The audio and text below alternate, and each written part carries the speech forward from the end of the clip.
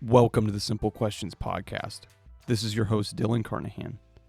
The question for this episode is, what's life like as a competitive eater? You will learn in this episode how to prepare for eating competitions, strategies used by competitive eaters, and disciplines in competitive eating. Our guest goes by the name The Smorgasbord, is ranked 15th in the world by Major League Eating, and set a record by consuming 2 8-ounce cans of Easy Cheese American spray cheese in 59 seconds. I introduce to you George Chiger. I am in 7th grade, sitting down in the cafeteria when several of my classmates begin discussing Buffalo Wild Wings, and specifically they're talking about the Blazin' Challenge, which for those that don't know, has something to do with eating a certain number of wings with a certain hot sauce in a limited amount of time. That was the first time I had ever heard of a competition surrounding eating personally. And as someone that always struggled with eating, I thought that this was like very interesting, and especially someone that wasn't all that into hot foods. And that was kind of my first exposure, if you will, to someone kind of gamifying eating. So I'm curious, George, how does one get into competitive eating? Well, that's a great question, right? I don't think it's for everybody, but personally, I not that I struggled with eating, but I'm a large person. I've always been a large person, so I always ate, 2 kids meals. I would order 2 kids meals off the menu when I was a kid, or 2 burgers when I went to McDonald's and a 20-piece chicken nugget, right? Uh-huh. Always ordered 2 of everything, a large pizza. Like, oh, you guys want to get a pizza? Okay, I'll jump in on that, but I'm going to get myself a pizza too, right? So I always ate a lot. Um, but to get into the competitive realm of it, I guess, just, oh, there's a food challenge here. You could go there and, if you eat it, it's free. So I've always dabbled in that, but I had no idea what I was doing until, one day I'm paying my cable bill and there was a woman in front of me, yoga pants, purple hair, bebopping around, just high on life, excited that she's going back to Coney Island for the famous Nathan's hot dog eating contest. And she's telling the girls in the cable office that, oh, I ate 15 hot dogs and buns. And I chuckled, right? And she turned around and today I'm a much smaller man. Then I was 400 plus pounds. I'm standing there, I'm 6 foot tall, Yeah. 6'6" tall, 400 pounds. I'm standing there and she's like, big boy, I could eat more food than you. And I'm like, lady, you're crazy. Like, have fun. I think it's awesome that you're doing this. And she's like, well, I need a sparring partner. Why don't you come to the gym and train with me? And I'm like, no, I'm okay. You're little, this is crazy. I don't want to go eat a, bunch of hot dogs. But I kept running into her around town. And finally she talked me into going to the gym and just becoming her sparring partner. She's like, because I have no idea how many hot dogs I could eat in 10 minutes, and buns. And she's like, whatever you think you could do. So I order, hot dogs come in packs of 8, buns come in packs of 10, and and it's a confusing, option on what I need to do, but I know I could eat more than 8 hot dogs. So I'm like, okay, I bought 2 packs of dogs and 2 packs of buns, and we go to the gym and I crushed them. I ate 16 dogs and buns in, 10 minutes. And she's like, oh, you're good. You should train for this. And I'm like, lady, you're crazy. Like, I'm just here, to check this out. And I became her sparring partner. So like hot dog season runs from the first week of April to the last week of June or the first week of July, right? We take it right up to the 4th of July. And I just every week get together, we set up dogs and buns, and I'm training for about 5 years. And she's like, you're good. You should really try to push yourself, because she's like, this isn't fair because if, you could eat more than me. And I'm like, yeah. And she's like, but what because I've always ate like 16, but she's Uh-huh. eating 15. And she's like, well, what happens if I eat 16? I'm like, I'll just eat 17, And she's like, oh, I hate you. And I'm like, well, I'm just here to push you. And, but when she finally talked me into trying to qualify, I started signing up for the qualifiers, and my my very first qualifier, I came in like second place with 17 hot dogs and buns, and I walk off. George Chiger's like the MC, and I got hooked right from the get go with him spitting the intros, and going in, just the crowd pumped up, and then Yeah. like walking off stage, Badlands Booker, Eric, Badlands Booker's there, Yeah. uh, and he's like, man, you're good. You need to hang out with us. And like, he's one of my best friends today. And we're going back almost 10 years ago now. So, it's changed my life, 15 years ago of eating with my mentor, but now, competitive eating, trying, about 10 years almost, and then going pro in 2018 when I first got my shot at Coney Island. I won a qualifier. I went to Coney Island, and that just changed my life and opened up the whole circuit, of different foods and traveling. And,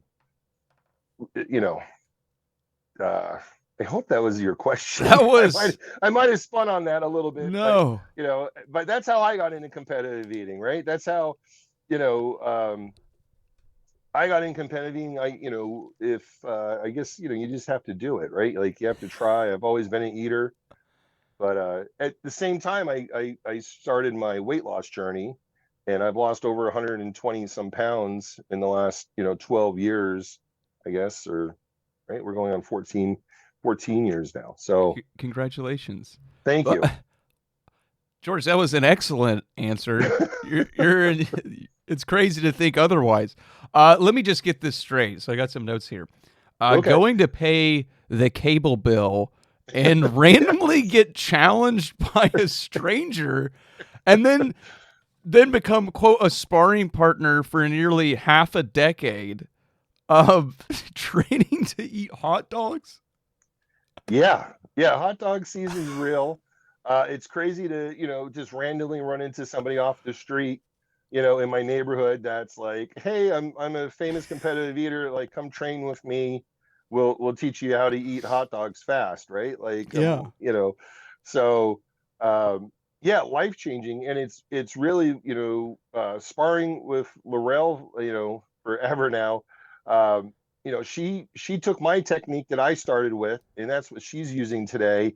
And I took her technique, and that's what I'm using today. And like we switch techniques, we, like practicing, it's a real thing. We work on, capacity training, but technique, and trying different flavors. We're just trying to get everything, dialed down, because it's consistency with the 10 minutes, or eight. Some of our contests are 8 minutes, so you really just have to use your time, because it's like it's a sprint for the whole time, Yeah. Well, that you start to brought up finish. you sprinkled in a couple little asymmetrical terms and kind of concepts that I think we can delve into that I'm sure our Okay. audience is curious about.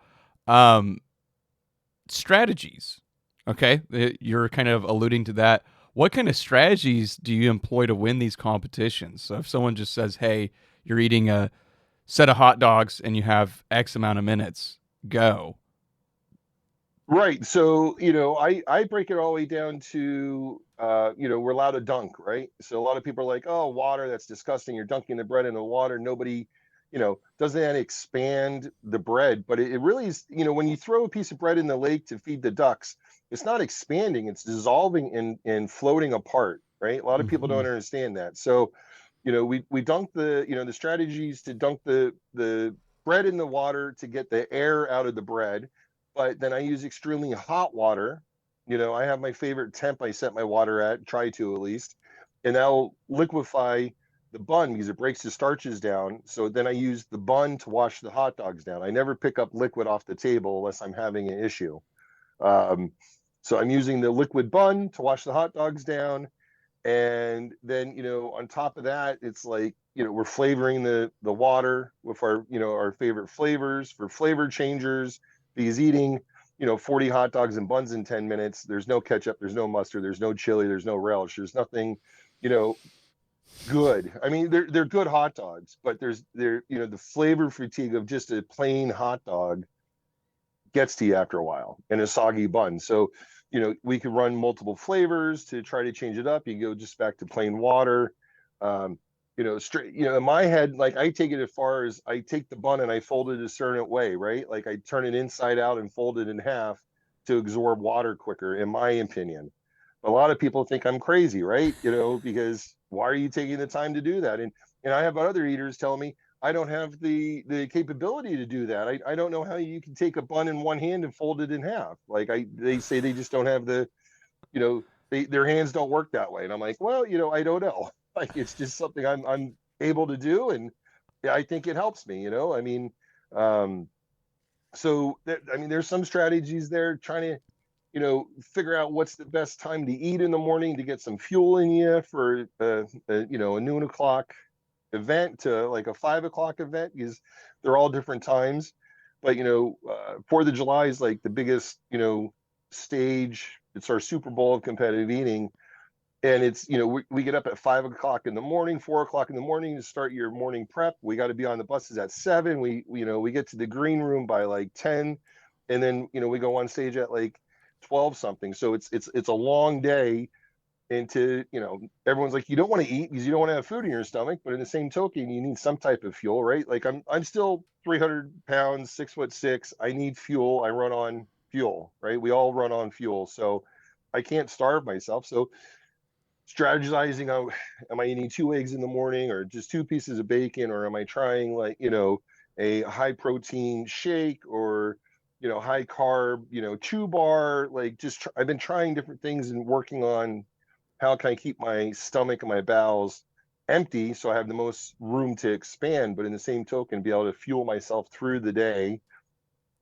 for anything, food challenges or competition, really life, right? Because you need to eat to fuel yourself. So Yeah. you got to work on that strategy, and you keep the weight off too, right? Because I'm under 300 pounds today, and it's the lightest I've been probably since my sophomore year of high school. So because I know I graduated high school at 330, and I stopped weighing myself at 400 pounds, and I'm like, okay, I got to make a life change, and this is where we're at today. There are so many good things that you brought up. There's so much to delve into, and it's great to hear kind of your current physique and where you're at, and how you feel about it. Uh, Man, George, the talking about the preparation before entering an eating competition. It really sounds like, as a whole, a lot of this is up to personal preference, and it seems like you've taken kind of this iterative approach of kind of seeing what works best for you. Well, yeah, I mean, because everyone's different, right? Like I've lost weight since I met my mentor. My mentor's upset because she's gained weight, but she's older now. I think she's 60 this year. So, our bodies do change. But I'm excited because I read the articles and interviews of Joey Chestnut and all the other great eaters out there, and try to really work on, okay, this is what they mentioned. Let me try it, because I'm willing to try anything, Yeah, right? Um, because it might be quicker. Maybe my first 5 minutes I could eat my capacity quicker in the first five than I can in the last 10, or should I change it up and, every 2 minutes, try something different? And I've done that over the years. I've done it in 2020. I remember I wanted to try a different technique, and Joey's like, you got nothing to lose. There's five of us here competing, just go for it. yeah, In the first minute, I tried a different technique and I was slower. And I'm like, nope, because the muscle memory kicks in when you're in that flight or fight, you know, um, moment.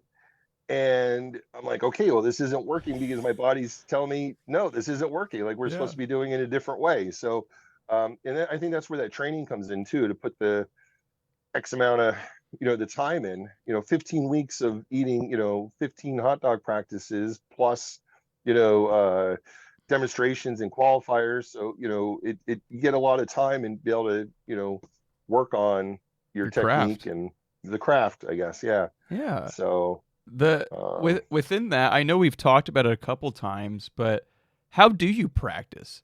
It sounds like this is almost like doing a mock competition on a recurring basis. 100%, yeah. It's a mock competition. Myself, I mean, I could be by myself, or I try to get Laurel. During hot dog season, sometimes our schedules, we can't practice because I have interviews or work, or she has interviews or work, or something Yeah. doesn't click. But we really try to get together from the first week of April to July, and once a week get together. We plate up hot dogs like they're simulated at the table. We have our cups and water. We got a crowd, cheering us on, and we, hit the clock and we eat for 10 minutes. And we try to push ourselves to max out, but in the same token, we could be trying different techniques. Sometimes we'll go to 2 weeks to do a speed run, and then work on techniques, try something different, so we can mix it up. But at this point, we're kind of set in our ways, I think, and we just try to push and increase our times and speed. The first minute, how many hot dogs can I eat the first minute, or and then work on the 3 minutes and the 4 minutes and then the 8 minutes, because I'll slow down between 5.5, 6 minutes to like 8 minutes, but the last 2 minutes I could speed back up. So it's push. It's really, you gotta. It's like a little roller coaster. And So what's the most challenging part of that aspect? It sounds almost like once you're nearing your capacity, as well as obviously it's timed. So they say about 4 minutes in, that's going to be half of what you're eating for the 10-minute contest, right? That's Okay. because then you start to slow down after 4 minutes. But about 5 minutes in, it could be 2 minutes flavor fatigue's hitting you, so you're mentally fighting the flavor on top of gorging yourself, shoving tons of food in your face. And then about 5 minutes in, your body's like definitely telling you to like shut down, stop doing what you're doing. Like this is like something's wrong here, right? So now you're starting to battle your body to push yourself, way past the limit of pain, discomfort, your body telling you like, the check engine lights on, like something's going on, you need to look under the hood, because this isn't right, whatever you're doing. And so you're battling all those, you got the body fighting you, the mind fighting you, the food could be fighting you, right? Because if it's slow or fast, and your liquids, like everything, there's so much going on, and you have to focus because you got to chew it and you can't choke, right? Like, I mean, Yeah. you got to push yourself. So it really takes you, I think it's 90% mind over, turning into more physical, Yeah, and per that se. and that goes back to the reason that those practices, those rehearsals, if you will, are very important. Yes, yeah. So it's 3 months out of the year for hot dog season, and that really, it pushes us, right? So you're really trying to find that, but that it's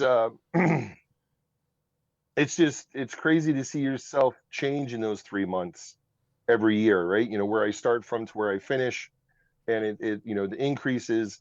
So it's just like, I guess it's preseason maybe, Yeah. but and then it helps through the course of the year with all the other competitions also, the other food disciplines, I guess we do. um Let's let's so let's dig into that, George. okay. These disciplines. And so most people that are going to be listening to this probably have very little exposure to the world of competitive eating. So let's take a step back. How does the professional eating circuit work? So I belong to Major League Eating, right? And I'm a member with them. I'm signed with them, so I'm ranked in the top 50 in the world. I'm currently 15th in the world with Major League Eating. So that allows me, I guess, Major League Eating is a marketing company, a production company. They're out there promoting, small businesses, small causes, or big businesses, really. I mean, we had Wendy's as a sponsor this year for chicken nuggets, right? Like corporate businesses that puts the platforms together, saying that, hey, they want to do a food, competition, and then they have us, like, we're in the pool, like, hey, you guys want to come and try to win some money? You're part of us. You're ranked in the top 50. You're signed with us. You're guaranteed, a spot if there's room at the table, for you. So like, I'm 15th in the world. If there's 14 people at the table and all 14 top eaters in a row were there, there's no room for me, right? But if there, you know, two or three of them aren't there, I'll funnel in because we can't all make every contest. So, you know, that allows me to have a spot over, you know, and it is open to the public, but sometimes there's not room for the public because there's more, you know, signed eaters wanting to be there and to compete, I guess, if that makes sense. Okay, so what I'm hearing is that you have a ranking, and that MLE, Major League Eating, uh, will come and kind of invite you all from kind of top to bottom, and then based upon availability, that would allow you to accept that invitation. Yeah, and I mean, it also, I should say, it, you know, it works that, you know, they put it out there, and then it's like, I guess it's our, you know, responsibility to sign up for it, right? Okay. And then, you know, it's supposed to trickle through, like, you know, who signs up first, and you know, blah blah blah. Yeah. But sometimes it doesn't really, you know, it works that way, but it doesn't work that way. I mean, that's, you know, theoretically that's how it's supposed to be, but Okay. um, so it's, you know, kind of first come first serve. But if there's enough room for everyone at the table, we're all going to be there, if that makes sense, Okay. right? Yeah. And So I think you had it spot on, kind of, you know, the way you there's were. a little bit of nuance to that. And I want to focus in on those initial rankings. How do you accumulate points, if you will, or how do you substantiate? Hey, I'm 15th. Is it because you won X, Y, and Z competition this year? How does that work? So we do have a point system based on you know, where you're finishing in the competitions, Okay. and just you being involved in going to the competitions, right? Not necessarily you might not be placing in the money, but it's all about where you're finishing, and it's your overall status out there. And then, like, you know, you get some bonus points if you go to Coney Island, because like last year I didn't go to Coney because I was recuperating from a surgery on my feet, and I got bounced from, like, I think 18th to like 21st or 22nd maybe last year, and then this year, since I made it back to Coney and I was back on the circuit, you know, proving myself, not necessarily winning, but you know, coming in with some good finishes, I moved back up to 15th in the world. It's, That's awesome. so yeah, it's supposed to be like a quarterly system now with our points, and you know, Mike really came up with a great system to kind of help everyone together to be more fair on the rankings. And it really comes down to it, like, you know, Joey Chestnut's number one because, you know, he's beatable in other disciplines, but hot dogs, he's the number one guy. No one's coming close to him, you know, or and hasn't came close to him in years. So he's number one. But the second and third guy, fourth guy, fifth guys beat Joey multiple times in other disciplines, but you know, they're just not taking that first spot from him with the hot dogs, I guess. And these other disciplines, what kind of foods are Oh, incorporated there? sure. So, I mean, we travel the country and the world, so it's all your hometown, you know, delicacies, right? We go up to Buffalo, New York for Wing Fest every year on Labor Day weekend. So we eat, you know, wings by the hundreds in minutes, right? Um, they do a buffet bowl. It's a 2 day event up there, and the one, you know, the buffet bowl, it's all the New York Buffalo classics, right? It's not a New York style thin crust like New York City. You know, when I say New York pizza, I think it's like the thin crust pizza, but Buffalo has their own style. It's thick, a lot of cheese, and char and cut pepperoni on it, right? So we got pizza, we got, you know, uh, they used to do the pizza logs. That's a Buffalo thing. Now I think they're doing, there were some boneless chicken tenders in there this year, and then they do the beef on wick, which is a very New York thing. It's like a roast beef sandwich on a. It's called a wick roll. It's some type of, you Okay. know, seasoning on a roll. So you know, we're there, but then we're down in Texas. We're doing you know, we go down there for tamales every year. I think I've done like 56 tamales in 10 minutes down there. But I know Jeff, I think was up in the 90s this year at tamales, which, you know, I love a good tamale, and those are some delicious tamales. But to eat, you know, 50 to 100 of them in 10 minutes, it's next level. But I mean, we're in Florida for sweet corn. You know, we go go up to Indiana for shrimp cocktail at St. Elmo's. Famous steakhouse. They put on a big event at a tailgate party for the Big Ten playoff games every year, Okay. and to just hammer their famous shrimp cocktail sauce. We're out in California eating gyozas. Canada for uh, poutine. We go to Canada to eat poutine, and we try to just highlight everybody's I guess the unique of their food. And then of course there's pizza everywhere and different things. I'm trying to think what else is really unique. Strawberry shortcake out in Long Island at the Strawberry Shortcake Manantunk festival for over the last, I don't know, 10 years, 15 years they've been going out there. This is a wide variance in food I'm kind of hearing. Oh yeah, 100%, right? Like I know they used to do the king cake, for Fat Tuesday. They used to just eat the big dried out cakes, have an eating contest. Like we do pork roll in Jersey. It's a breakfast meat, so we do a pork roll sandwich eating contest. There's just whatever you can think of. We were in Tennessee eating smoked bologna this year, just slabs of smoked bologna by the pound.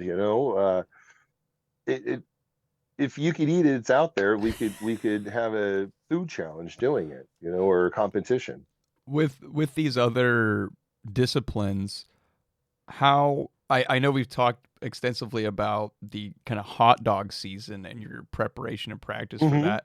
How do these other disciplines fit into your season, and what kind of preparation do you try to do? So, like, I guess overall, just keep the body stretched, the stomach stretched because it does shrink. You stretch it, it shrinks. So I try to keep that stretched year round by doing food challenges and stuff. But I really don't put too much, um, I guess, emphasis into um, like hot dog season for any other discipline. Like Okay. if it's a techniquey food, I might try some to work on some different techniques, and maybe I do need to take it to the next level and do like a chicken wing season or a tamale season. But it really as I've been on the circuit for so long, I'm kind of picking and choosing where I want to go because I don't have a strong jaw for like the chewy. We go to West Virginia to eat pepperoni rolls, and they're so dense.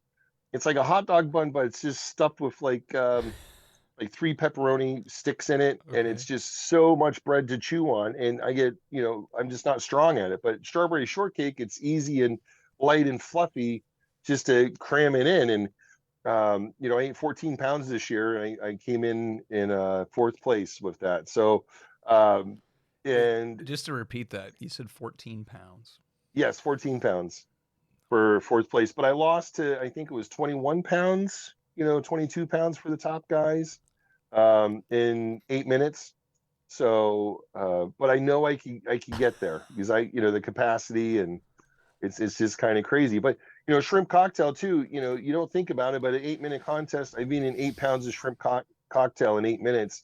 But simultaneously, Joey's eating 16 pounds, and I finished second. He finishes first. So that's why he's number one, and I'm number 15th in the world currently, right? So, um, but that's still impressive. Eating 8 pounds of anything in eight Yeah, could minutes. could you maybe share? You've done a good job so far, but I'm curious, are there any other, I guess, like to kind of quantify this for people? I mean, that's very startling. I mean, what are some other, I guess, numbers you have in these other Oh boy. disciplines? Um, well, I think my first year at poutine, I ate 12 and a half pounds, and it's a 10-minute contest. And I think that year Joey might have put up over 20 pounds of, but the last, I finished, fourth or fifth that year, and last place might have ate like a pound. And each serving size is like a half a pound. So, you Wow. know, um, if the average person goes to a buffet, right, they eat like a pound and a half, maybe to 2 pounds, and that's a lot of food for one Yeah. person at one sitting. But I could go to the buffet and I could comfortably eat 10 pounds of food, in a sitting, say 45 minutes to an hour, and I'm not full. I'm just like, okay, A large pizza, for example, is on average it's like 3 to 3.5 pounds a large pizza, and I could eat one of those in like 2.5 minutes and keep going. I've eaten 10-pound pizzas by myself. So just, but not the average person can't eat a half a pizza, right? Like, Yeah. it's like two slices and I'm full. Um, I'm trying to think what else. Well, 20 hot dogs and buns, right? They're saying that would be 5 pounds of food. So I appreciate you kind of trying to recall some of the weight surrounding this. I think it just yeah, helps kind of yep, quantify. Again, we're having this like lovely discussion and like conceptually it all makes sense, but with some little numbers, it starts to kind of contextualize this for our listeners.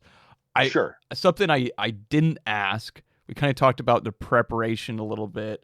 Um, I want to know, what do you do after an eating event? What do you do? Are you just gonna like, you're like, hey, I just smashed 12 pounds of cocktails or shrimp cocktails, like I'm good for a week? Like what's going on there? So I mean, when I first started like hot dog practicing with Laurel in 2010, I would go home and sit on the couch for like 2 days in like Sonia coma, and I'm like, oh, this is crazy. But um, losing the weight and then conditioning myself and learning like, oh, I just ate 40 hot dogs and buns. Let me go get some Rita's ice or ice cream afterwards to get some sugar in there, or strawberry shortcake.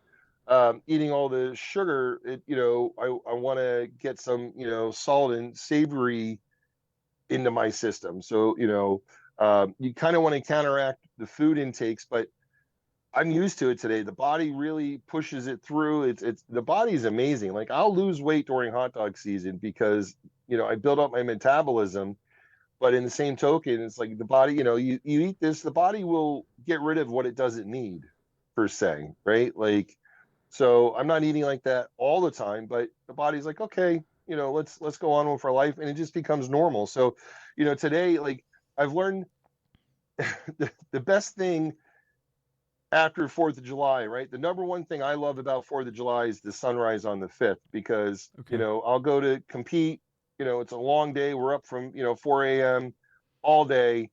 And, you know, I'll compete. I might need a little nap in the afternoon, but we're out, watching the sunrise. We're out tearing up the town and partying. And it's just became part of my life with, processing the food and conditioning myself. And sometimes, 40 hot dogs and buns, I might have to take a little off the top. Or if I'm eating, a 20-pound food, just because it's just so uncomfortable. But it's really process 90% of the food and just just go on like it's a normal day. I had a 6-pound sandwich for lunch last week at Nick's Big Belly Deli, and it was just a normal day. And I ended up having dinner later that night. So I understand you to a certain extent, as a former college baseball player, right? There is kind mhm. of this, you're in a routine, you have a certain lifestyle, and you've been doing this for quite some time.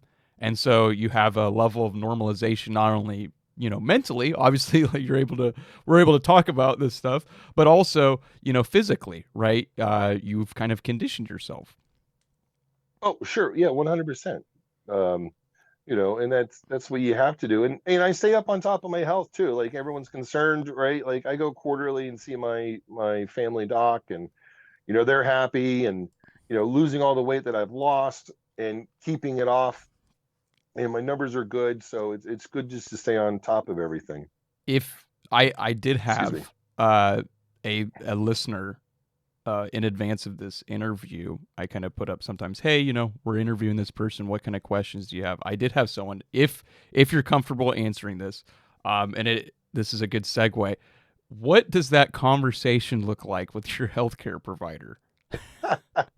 So it's you got to be honest, right? Like, you got to be Yeah. honest with your doc, because you're trying to figure it out, right? Like, it's like you got to be honest with your mechanic on what noises the car is making. You got to be honest with your doc. And um it's good. I have a great relationship with them because I'm honest about it, and we talk Yeah. about it. And I found a doctor, that he's on board with me as long as my numbers are good. He's not going to fight me. He's actually helped me because like we had to lower my A1C um, for my surgeries, and we talked about how to do it, and of course diet's 100%, but do we use this medication over this medication, and the side effects, and my doctor was right there with me. He's like, well, I really don't want you to, if you use this one, this is, suppresses your appetite. We don't want to do that because you're a competitive eater. And I'm like, well, it's really not about my appetite. It's about me. It's about me, pushing myself. So I'm not necessarily hungry when I'm competing. It's a job. You got to push yourself. Yeah. So we could look at that route, but in the same token, I was really happy about it. That my doctor's like, no, we I don't, let's try something different first, and it's worked, right? Just being open and honest. I had a doc, that he was on board in the beginning, and I had a rough winter, and I came in, first thing in the spring, and I was on winter weight. I didn't lose the weight I was supposed to, and he gave me a bunch of shit over it, and I moved on, So, but I've been with my, almost 10 years now with my family doctor now, and he's big supporter. They're fans. The nurses in the office are on board.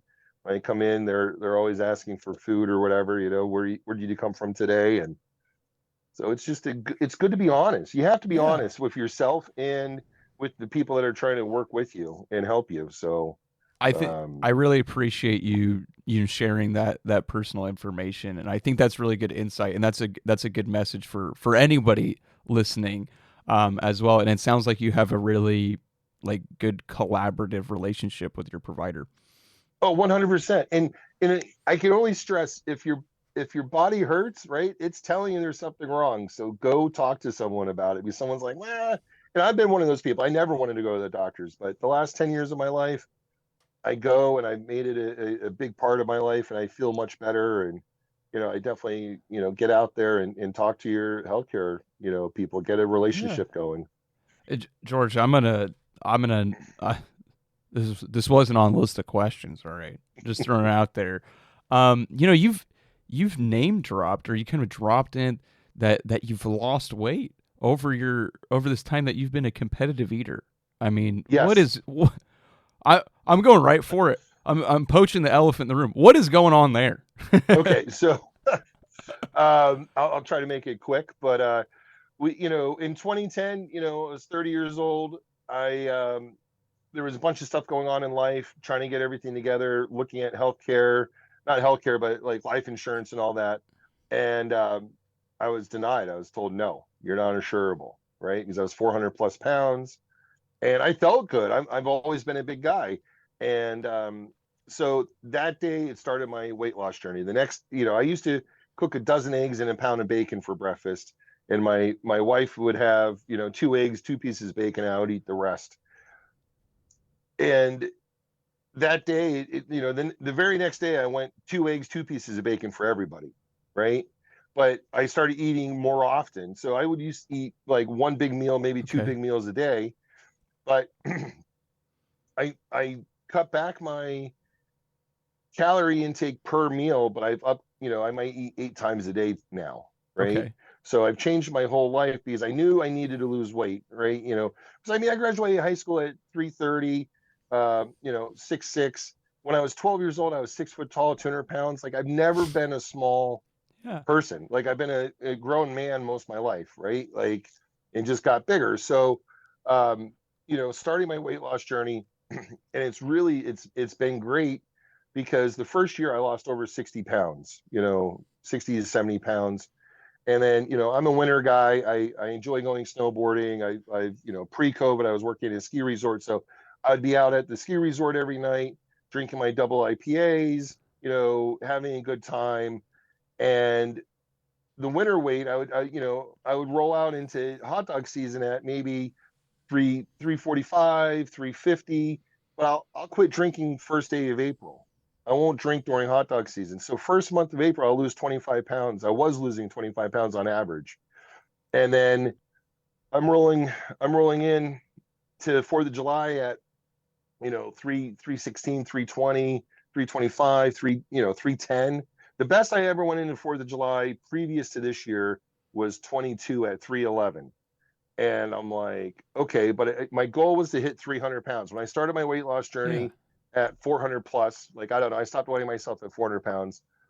I said, I want to get to 300 pounds. And in 22, I was so close. Like, I've been close, 2020, every year I get really close to 300, but the last 10 pounds is really tough. So, end of 22, I went to 285, and I've been able to keep it off. Like, I Oh wow. fluctuate because of the competitions, Yeah. but I might go up to 300, 305, but like, I've really kept it under 300 for the last 2 years. And it's just, well, the last, I guess, 20, 22 months, 23 months.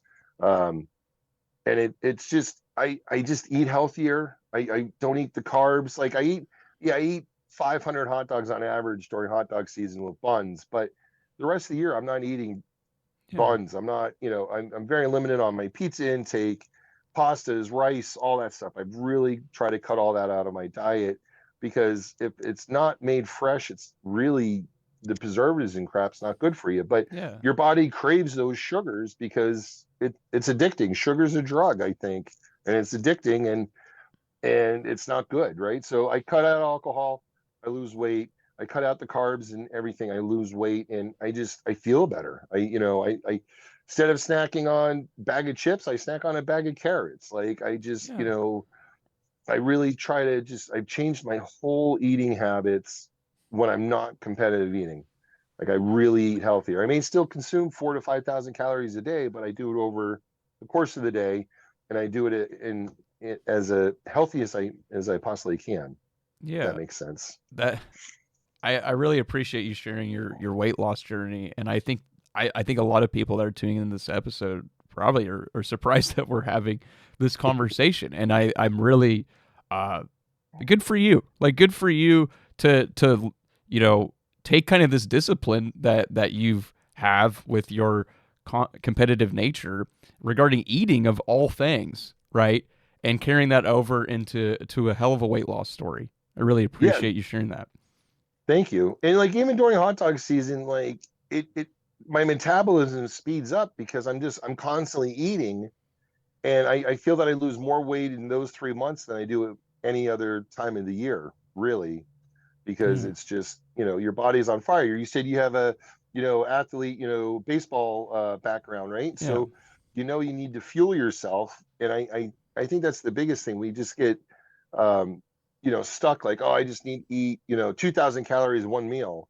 But, you know, um, I guess the reference I would use is like a fireplace, right? Like, so a lot of people don't know fireplaces, but, for those that do, Yeah. if you stuff it full of wood, it will smolder and go slow, and you can keep your fire going all night. But if you throw just a couple pieces of wood in there, it just wants to woof. So in my opinion, that's what you got to do. If your body, for fuel, you got to throw a couple logs in the morning, a couple hours later.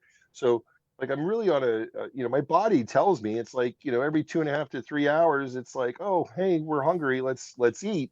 And and I know mentally I can't eat to my capacity, because it's huge, right? Like, I can sit down and eat 20 pounds of food. So I know I can't do that all the time, because my body's not going to tell me I'm full.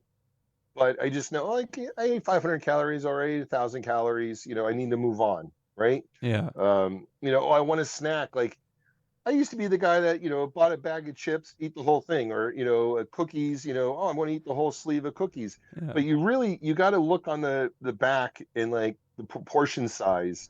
And that's what you should really Yeah. eat, two Oreo cookies, or, you know, a handful of nuts, not the whole bucket of nuts and the whole bag of cookies. Like, you really, you're allowed to have, I eat whatever I want today, right? It was a long journey to get to where I'm at Yeah. today, but it's all proportions. And that's what you really have to do. And then, you eat a couple hours down the road too. Like, it's not like you're going to starve yourself. Yeah. You could eat, oh, I want to have a couple more eggs in, 3 hours from now. So it's just fuel. I think it's all proportioned. Yeah. I George, I'm curious, what advice do you have for aspiring competitive eaters? Stay in school. No. um, I don't know. Just, don't ever take a food challenge on that you can't have liquid, right? Liquid's your friend, um, to get the food down quick. And if you're choking, you need liquid to help you reverse it or get it down, right? So, unfortunately, there's been some accidents out there with people choking and doing different things because liquid hasn't, oh, you can't do this without liquid. Okay. If you can't do it with liquid, don't do it. It's not worth it, right? In my opinion, because you just got to be safe about it. But I mean, if you want to get out there, just make sure you're in the right mind place to know that you could do this healthy, right? Because in my business today, I'm one of the biggest guys in the business, and there's no more. I think Badlands Booker is like one of the last buffet busters. Like he's been doing it for 25 years now, and he's a big man, but he's on his weight loss journey also. He's looking great, but there's runners, triathlon, bodybuilders, power lifters. These are the people I'm going up and I'm competing against true athletes in other disciplines, Mm-hmm. right? So our sport's kind of crossing over to other disciplines, and it's awesome because it used to be just a table of a bunch of fat guys, right? But today it's some of the smallest people out there that are eating more food than me because they're true athletes in multiple disciplines and pushing their body. 90-pound women are beating me to, Kobayashi. I don't know. He's probably 120, 130 pounds, right? 5'6", 5'7". He's a small man, but there's a handful of people out there that it just blows my mind that like you could go run a marathon and then you come in and you're 100 and some pounds and you can eat more food than me. Like this is just like what. um I don't know. I kind of lost it. I No, went out on no, that one. no. What I'm hearing is that it's good for the sport that this is kind of cross pollinated into other domains, and you're having other people kind of step up and want to compete. Oh yeah, 100%. Because it's just if you're competitive, you're competitive, right? And it doesn't matter what you're doing. You want to win and you want to push yourself to be competitive. And if you can do that in multiple sports, it's awesome to be able to pull that down, right? Like wasn't Yeah. you're probably too young for was it Bo Bo Jackson, Jackson. right? Yeah. Yeah, he football, baseball, and it's not on that level, but it is, right? Yeah. Like I Yeah. mean, um, I ate against Kane this year from WWE at the pepperoni, or not the pepperoni, the bologna eating competition, and he's a big dude. He said he could eat a lot of food, and like he showed up and he's like, what? Like I got to eat this, like you know. So he gave it his all, but he might eat a pound or so. But I mean, the rest of us, 6+ pounds. I think Joey and them were up in the high teens. It was crazy. Wow. But George, what's the best way for people to learn more about you and the work you do? chigereats.com. We're revamping the website, but that'll be back up and running. That'll take you to, all my social media, all my social media, my sponsors, give you a little background on me and how you can contact me to, get in touch if you want me to come. You know, I do bachelorette parties to, birthday parties to fundraisers or whatever. I'm out there doing a little bit of everything. Awesome. Well, I'll make sure that that'll be included in the show notes for this episode. George, this has been one of one of the most fun interviews I've done in quite some time. So I really appreciate you coming on, and thank you for sharing your knowledge and time today. Oh, Dylan, I really appreciate you reaching out and having me on today. And it's an honor to, have a conversation and be able to, get out there to your fans and let people, know, who I am. So I really appreciate you reaching out. That wraps up our conversation with George. We talked about training for hot dog competitions, starting a career in competitive eating, and eaters' relationships with their healthcare providers. Go to this episode's show notes to see any resources George mentioned during our episode. And lastly, Subscribe to Simple Questions podcast to get notified when our latest episodes are released. Thank you for listening, and remember to keep asking questions.